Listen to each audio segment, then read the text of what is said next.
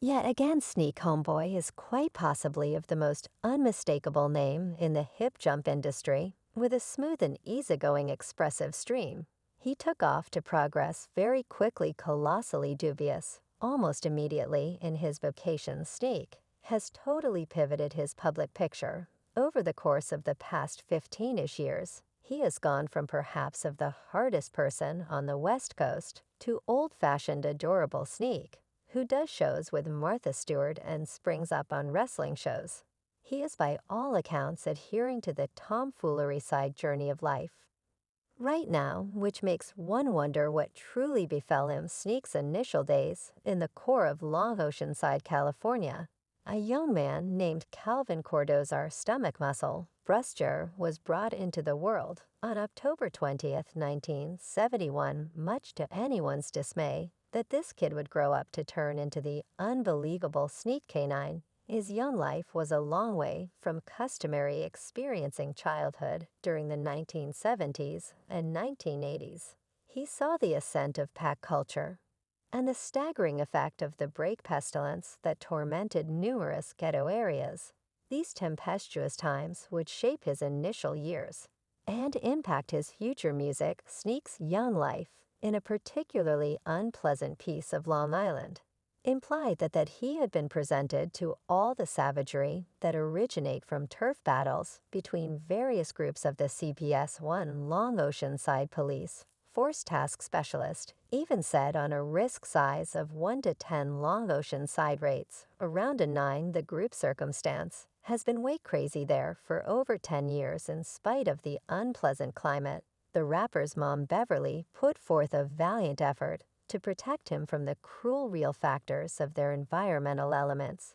They ingrained in him a solid, hard-working attitude and a craving to transcend his conditions. Considering his initial affection for music, it is nothing unexpected that she believed Sneak should zero in on the ensemble act and get out any dissatisfaction he may be managing on the football field. Cash was typically close in the broadest family, so Sneak would likewise do unspecialized temp jobs like selling treats, sacking food, and conveying papers. He was ingrained with a truly amazing hard-working attitude right off the bat, since he needed to assist with dealing with 2 of his siblings. After his dad moved to Detroit, he kept his hands clean for some time. However, he ultimately fell in with some unacceptable individuals and began selling dope. In view of this, it is not difficult to expect that Canine moved with the Crips. Yet the rapper has questioned those cases on a few events in the past. In a meeting, he said the local I experienced childhood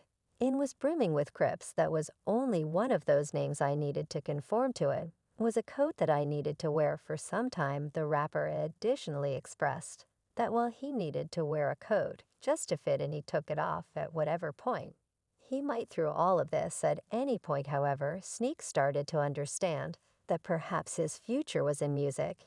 He purportedly designed his style after Smooth Rick, and when he was only 15 years of age, he was known as perhaps of the most encouraging youthful rapper in lengthy Oceanside. Notwithstanding his young age, he realized that he could truly accomplish something significant with this ability. Sneak said, "When I enclosed by the passages at school, I would draw such a major group that the chief would think there was a battle going on. It made me start to understand that I had a gift. I could perceive that my raps intrigued individuals, and that made me keen on myself." Despite the fact that he was obviously exceptional, the existence of wrongdoing he had picked cared very little about letting him go. Effectively only a month in the wake of moving on from secondary school in 1989, he wound up on some unacceptable side of the law when he was captured for cocaine ownership. This episode denoted a defining moment in his life and constrained him to rethink his decisions. While discussing his time in the slammer, Sneak said, "When I was rapping in the district prison, a ton of the more seasoned detainees let me know, man, you're too skilled to be in any way in here.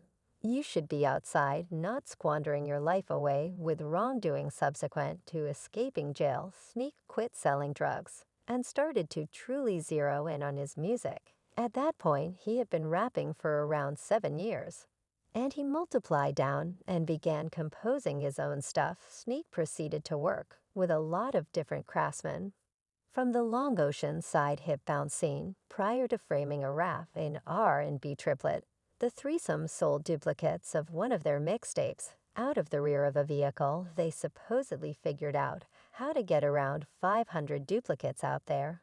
And one of them wound up with Dr. Dre promptly realized that Sneak was extraordinary. So the time had come to get to work. Sneak reviewed a memory in a meeting, saying one day, the telephone rang, and the voice on the opposite end shared with me, "This is Dr. Dre, man. I was unable to accept my years."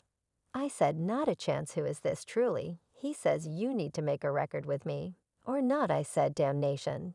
Definitely very much like that Calvin BRS life had changed. Dr. Dre was promptly enamored by his remarkable style and expressive ability. Perceiving his potential, Dr. Dre encouraged Sneak homie and coached him, directing him through the complexities of the music business. Dre's most memorable excursion as an independent craftsman saw him make the title soundtrack single for the film. Profound cover with Sneak, including the tune, was stunningly fruitful and quickly settled the youthful rapper. As one to observe, then in 1992, Sneak Home Slice made his presentation on Dr. Dre's famous collection. The persistent, his smooth conveyance and easygoing persona on tracks like Only a G Thing. And Dre Day displayed his enormous ability and set up for his performance profession. The collection got extraordinary surveys and sold lots of duplicates, with everybody calling Sneak a feature of the whole venture. At the time, the senior supervisor of the New York-based source, the nation's chief rap diary, noted, "No one out there matches his melodic stream. What you have here is a very capable person who has plainly brought his own perspective to the mic." Expanding on the progress of the ongoing, Sneak homie started chipping away at his own independent collection, which would ultimately become From the Rear, delivered on November 23, 1993. Under the Death Row Records mark, From the Rear was a profoundly expected project that had fans and pundits the same humming with energy.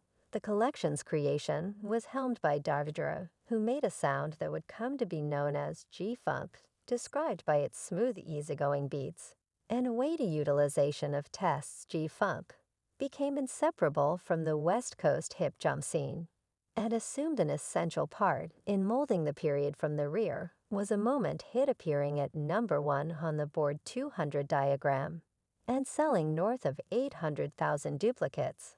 In its most memorable week alone, the collection's lead single, What's My Name, turned into a monstrous achievement, further cementing Sneak Homeboy's status as a rising star in the music business. Ever, it wasn't simply the snappy beats and irresistible snares that made From the Rear a sensation. The collection's verses were crude, unequivocal, and proud, digging into subjects of pack viciousness, drugs, and sexual capers. Sneak Homeboy narrating capacity and his capacity to lay out striking pictures with his words enthralled crowds, yet it likewise drew analysis from the people who considered his verses hostile and unseemly. Regardless of the debate, From the Rear kept on ruling the outlines and bring forth a large number of hits. Melodies like Gin and Juice, Pup, Canine World, and Murder was the case became hymns of the time, cementing Sneak Canine's place in hip bounce history. Notwithstanding its business achievement, From the Rear got far and wide basic recognition. Music pundits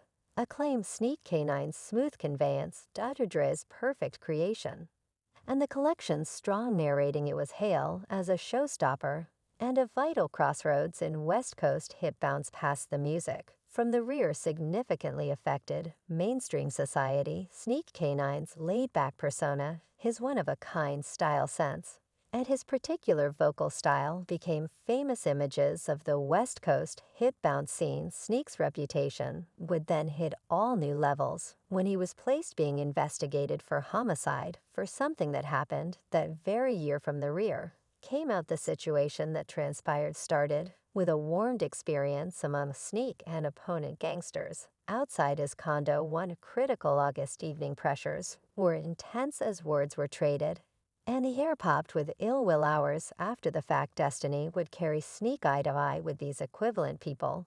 The scene was set at Palms Park, where the gangsters were assembled, finding a seat at an outdoor table. Partaking in their dinner on display, Sneak, driving his Jeep, spotted them and pursued a brief instant choice. Without reconsidering, he sped up, moving up on the gangsters and suddenly halting the vehicle as the residue settled. The gangsters turned upward from their sweat-soaked Mexican food, shocked by Sneak's abrupt appearance. One of them, known as Minimal Smooth, yet whose genuine name was Philip Walter Merriam, stood up, his eyes locked with Sneak's. Around the unease was overwhelming, and both Sneak and his guardian Malik shared a look of disarray and skepticism. Philip ended the quiet, his voice bound with disobedience, saying, "I'm making an effort not to perspire all of you. I'm attempting to tell you where you're at." His words lingered, palpably a test that couldn't be disregarded. Malik, overshadowing the windshield of the topless Jeep,